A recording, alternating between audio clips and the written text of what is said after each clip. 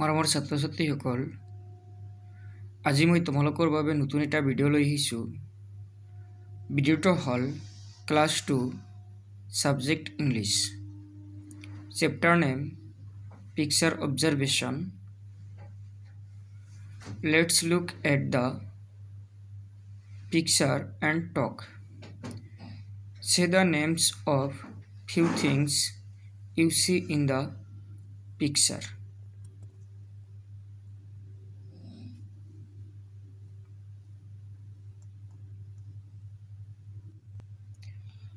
মৰমৰ ছাত্ৰ ছাত্ৰীসকল, পিকচাৰবিলাক চাই আমাক কথা পাতিব দিছে আৰু পিকচাৰত থকা নেমবিলাক চাই লিখিব কৈছে। মই প্ৰথমে পিকচাৰটোত কি বস্তু আছে ইংৰাজীত বৰ্ণনা কৰিম, তাৰপিছত অসমীয়াত কৈ দিম। আৰু মই অলৰেডি পিকচাৰবিলাকৰ তলত নামবিলাক লিখি দিছোঁ, তোমালোকে চাই ল'বা। মই প্ৰথমে ইংৰাজীত আলোচনা কৰিম। A boy is studying under a big tree. She is skipping rope. An aeroplane is flying next to the clouds in the sky. A girl is flying a kite. There is a boat on the beach. A duck and a duckling are floating in the water. A fisherman is fishing. অৰ্থাৎ এইখিনি আছিল picture অবজাৰভেশ্যনৰ কাহিনী। এতিয়া মই কাহিনীখিনি অসমীয়াত ক'ম। এজন ল'ৰাই গছৰ তলত বহি অধ্যয়ন কৰি আছে, কিতাপ পঢ়ি আছে। এজনী ছোৱালীয়ে ৰছী ঘূৰাই আছে, অৰ্থাৎ স্কিপিং ৰ'প কৰি আছে। এটা উৰাজাহাজ ডাবৰৰ কাষত উৰি আছে। এজনী ছোৱালীয়ে এটা চিলা উৰাই আছে। বিলৰ পাৰত এখন নাও আছে।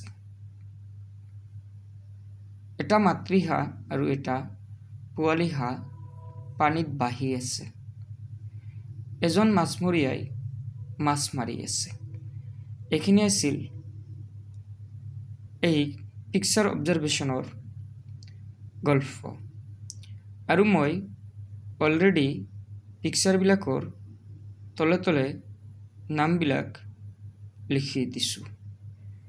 এতিয়া মই যিহেতু পিকচাৰটো কালাৰিং হোৱাৰ কাৰণে নামবিলাক ভালকৈ দেখা নাযায়, ওপৰত মই ধুনীয়াকৈ পিকচাৰ নেমবিলাক লিখি দিছোঁ। এতিয়া অকল গাই দিম। আৰু তোমালোকে যিহেতু হাফ ইয়াৰলি চেপ্টাৰ হয়, তোমালোকে বেছিকৈ পিকচাৰ নেমবিলাক পঢ়িবা, তোমালোকৰ পৰীক্ষাত আহিব।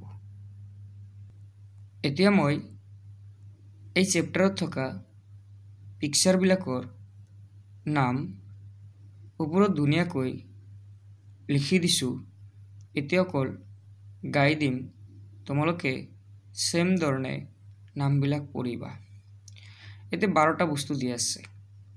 মই নাম্বাৰ 1ৰ পৰা কৈ আছোঁ। Aeroplane, kite, kitemen, boat, duck, duckling, fish, fishing man or fisherman, reading a book, big tree, skipping cloud. আকৌ এবাৰ মই নাম্বাৰ ৱাইজত কৈ যাম। Number 1 aeroplane, number 2 kite, Number 3, kite man. Number 4, port. Number 5, duck. Number 6, duckling. Number 7, fish. Number 8, fisherman or fishing man. Number 9, reading a book. Number 10, big tree. Number 11, skipping. Number 12, cloud. এইখিনিয়ে আছিল picture অবজাৰভেশ্যনৰ মূল নাম আৰু এই নামখিনি তোমালোকৰ half yearly পৰীক্ষাৰ সিলেবাছত থকাৰ কাৰণে তোমালোকে বেছিকৈ পঢ়িবা যাতে হাফ ইয়াৰলি পৰীক্ষাত নামবিলাক লিখিব দিয়াৰ লগে লগে তোমালোকে লিখিব পাৰা আৰু যদি মোৰ ভিডিঅ'টো ভাল লাগিছে তেনেহ'লে শ্বেয়াৰ কৰিবা লাইক কৰিবা কমেণ্ট কৰিবা লগতে সাবস্ক্ৰাইব কৰিবা থ্যাংক ইউ